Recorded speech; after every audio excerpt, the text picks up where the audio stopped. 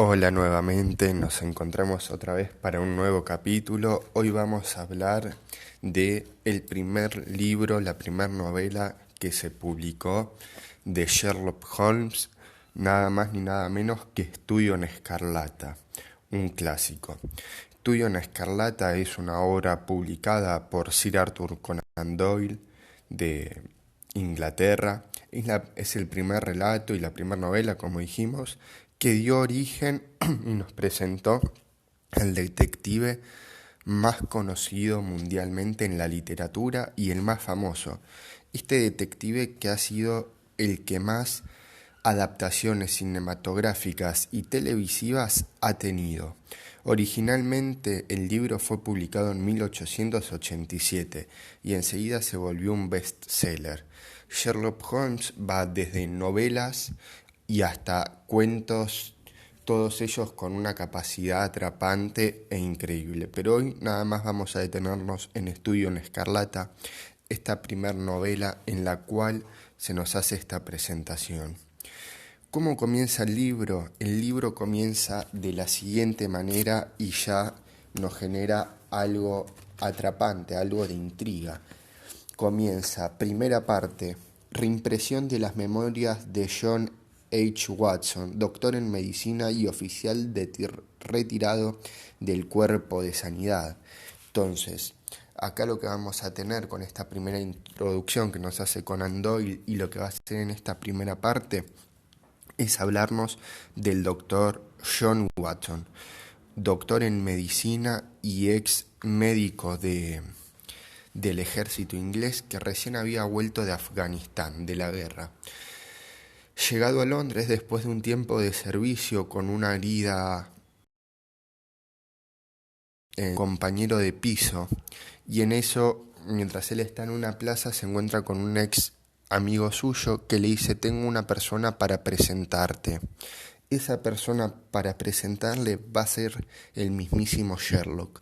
Le dice este personaje, este amigo de Watson, que al día siguiente se reunieran y lo llevaría a conocerlo. Al día siguiente lo lleva al laboratorio donde se van a conocer nuestros dos protagonistas y nuestro tan querido y famoso detective de la literatura. Una vez presentados, es Sherlock Holmes quien enseguida no solo causa una impresión sumamente agradable y de intriga en Watson, sino que también nos genera esa misma sensación como si lo hubiéramos conocido nosotros recientemente. Tengamos en cuenta que nosotros en el relato también estamos como Watson. Somos nosotros quienes recién estamos conociendo a Sherlock al igual que él. Y ni bien se conocen, Sherlock le dice las siguientes palabras: Doctor Watson, el señor Sherlock Holmes, anunció Stamford a modo de presentación. Encantado, dijo cordialmente, mientras me estrechaba la mano con una fuerza que su aspecto casi desmentía. Por lo que veo, ha estado usted en tierras afganas. ¿Cómo diablos ha podido adivinarlo?, pregunté lleno de asombro. No tiene importancia, repuso él riendo por lo bajo. Volvamos a la hemoglobina. Y así, con ese primer hallazgo de que ni siquiera Watson le había dicho que él había estado en Afganistán, Sherlock ya no demostró su astucia, su capacidad de observación, y en ese preciso momento ya quedamos perplejos, al igual que lo hace Watson. En esta primera parte nos siguen mostrando cómo Watson y Sherlock se conocen, y Sherlock inmediatamente, después de continuar con diferentes inferencias observacionales, lo invita a vivir con él y le dice que lo espera en la calle de Baker, en el Baker Street 221B, para que va a ser su vivienda. Y ahí es donde comienzan estas historias. La primera historia, esta novela de Estudio en Escarlata, comienza con una serie de asesinatos muy peculiares que nadie sabe resolver, ni el mismísimo Lestrade, el detective en jefe de Scotland Yard, quien se ve obligado a invitar a Sherlock Holmes a participar de la investigación. Estos asesinatos transcurrieron en un piso abandonado y con una palabra alemana escrita Reichid, que en realidad significa venganza, pero nadie lo sabía. Lestrade imaginaba que esto era un nombre de una mujer y que se perdían tiempo buscándola hasta que Sherlock llega a la escena y comienza a desplegar todas sus habilidades para ir descubriendo. Mientras tanto, Watson sigue asombrado por la capacidad de su compañero para poder hacer todo esto, y nosotros como lectores también. Eso es un fuerte que tiene Conan Doyle al escribir estos relatos, que todo lo que Sherlock va haciendo es sumamente impresionante.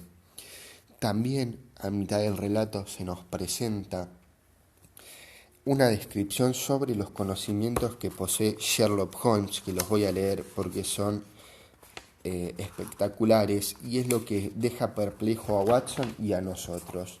Dice: Sherlock Holmes, sus límites: conocimiento de literatura, ninguno; conocimiento de filosofía, ninguno; conocimiento de astronomía, ninguno; conocimiento de política, escasos; conocimiento de botánica, desiguales; al día en la resolucionado a la belladona, el opio y los venenos en general; nulos en lo referente a la jardinería; conocimiento de geología, prácticos aunque restringidos. De una ojeada distingue un suelo geológico de otro. Después de un paso me ha enseñado las manchas de barro de sus pantalones y ha sabido decirme, por la consistencia y color de la tierra, a qué partes de Londres correspondía cada uno. Conocimiento de química, profundos. Conocimientos de anatomía, exactos, pero poco sistemáticos. Conocimientos de literatura sensacionalista, inmensos. Parece conocer todos los detalles de cada hecho macabro accedido en nuestro siglo. Toca el violín, experto boxeador y esgrimista de palo y espada, familiarizado con los aspectos prácticos de la ley inglesa. Entonces, ya a partir de diferentes situaciones y presentación que se va haciendo de Sherlock, vamos viendo los conocimientos que él tiene. Que hay algo muy gracioso que se produce en el relato, que es que Sherlock no sabía que la Tierra giraba alrededor del Sol, y Watson queda asombrado como alguien que tenía tanta capacidad inferencial, conocía tantas cosas de tierras, de química, experimentaba con cuerpos muertos azotándolos para ver cuánto tardaba en coagularse la sangre después de fallecida una persona, no supiera conocimientos de astronomía. Y eso es que Sherlock nada más ocupaba su conocimiento en las cosas que a él le fueran a interesar, que le fueran de un fin práctico para lo que él hacía. En este caso, la ciencia de la deducción, que hay todo un capítulo dedicado. Pero ya basta de introducción y de seguir entusiasmándonos con Sherlock y pasemos a la novela también en sí. Continuando con esta serie de asesinatos que se producen en Londres, Sherlock rápidamente encuentra un anillo que se han olvidado y hace llamar a un anuncio en el diario para que alguien se presente en la calle 221B de Baker Street para reclamar ese anillo, esa alhaja perdida. Y ahí es cuando atrapa enseguida al criminal y lo hace detener. Y todos nos quedamos perplejos de cómo puede ser esto. Y ahí el relato es interrumpido a la mitad. Y ese relato interrumpido a la mitad nos lleva a la otra parte de la novela, en la cual nos tenemos que remontar a América, específicamente a Estados Unidos. En esta parte de la novela que ocupa la mitad del relato, se nos van a narrar las historias de del asesino, de este personaje macabro, no sé si macabro, pero este personaje que ha cometido el crimen. Y lo más interesante de esta narrativa de la historia del criminal es el móvil que lo ha movido para hacerlo. ¿Por qué un criminal que estaba en Estados Unidos huye hasta Inglaterra? Esas son cosas que solo se podemos entender y nos van a permitir ir cerrando las ideas expuestas en el libro con esta parte. Estudio en Escarlata es un relato extraordinario de Arthur Conan Doyle, como todos los de Sherlock Holmes.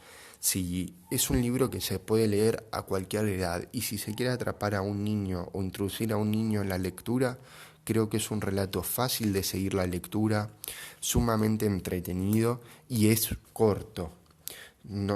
serán 150 hojas, 160 hojas, no más que eso.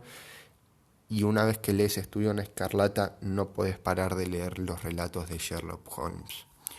Si les gustó esto, háganmelo saber. Pueden seguirme en mi Instagram Recomendaciones con Fran, donde subo reseñas escritas de diferentes libros también, y ahí voy haciendo encuestas sobre los episodios del podcast siguiente y demás. Así que nos vemos en el próximo episodio.